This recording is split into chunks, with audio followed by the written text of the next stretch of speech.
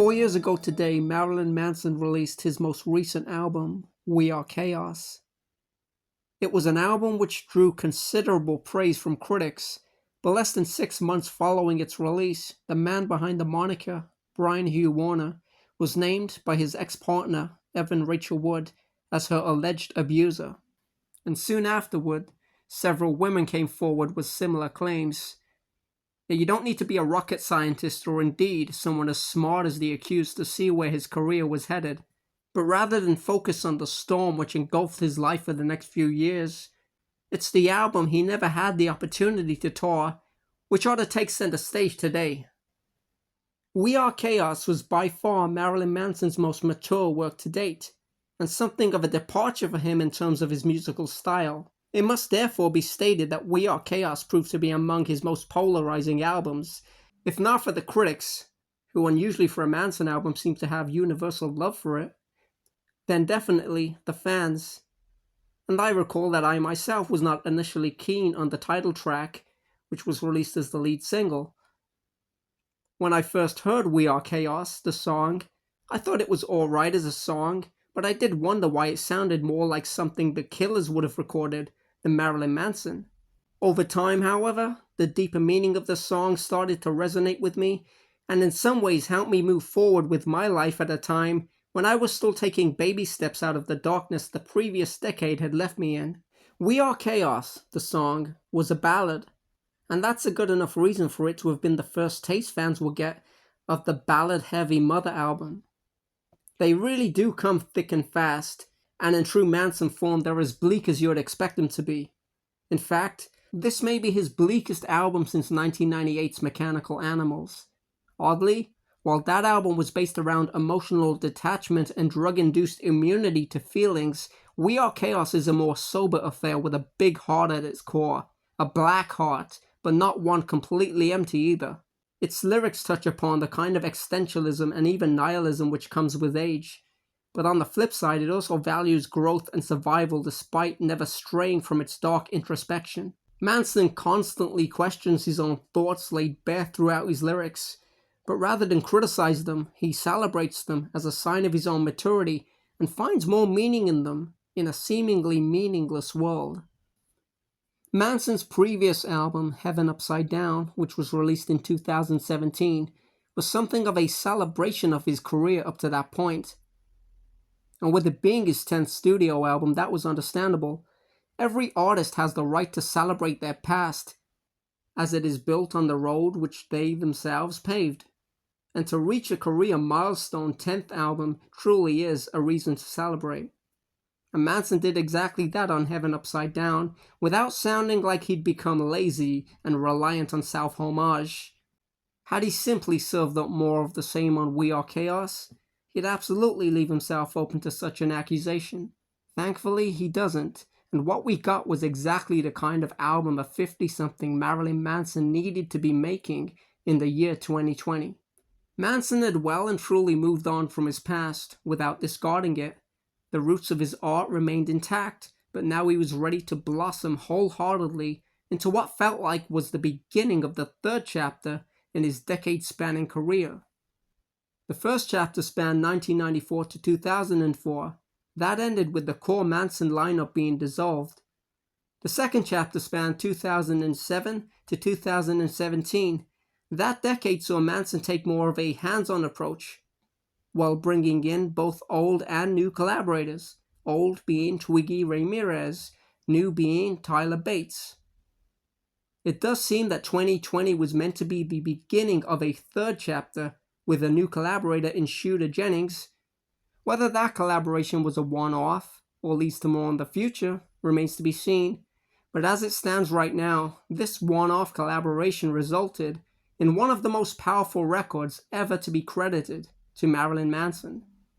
This album blends everything from bluesy ballads to industrial-flavored rock workouts, with a rich musical tapestry keeping each track consistently surprising on repeat listens.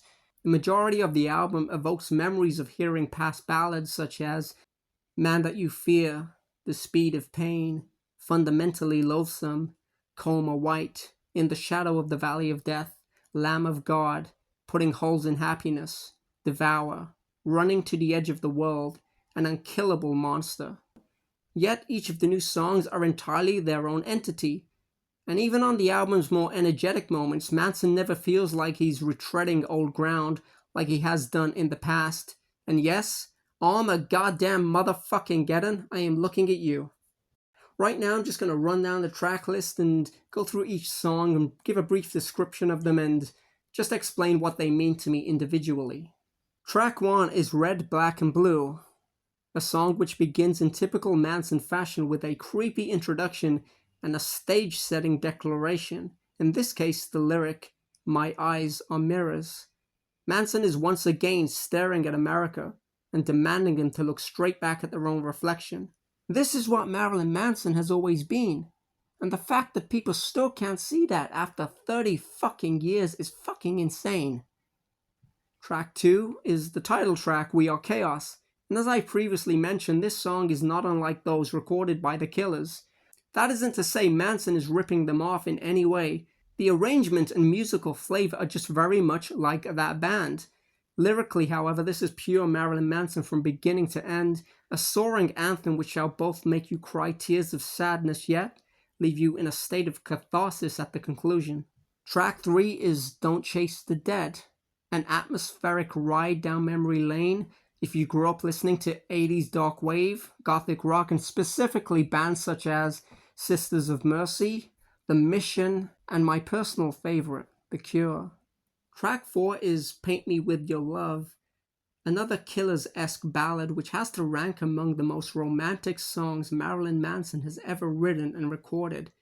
It's not as dark as If I Was Your Vampire, nor as desperate as Devour, but it's very much a hard-on-sleeve moment for Manson, and it sounds very much to me like it was written for his bride.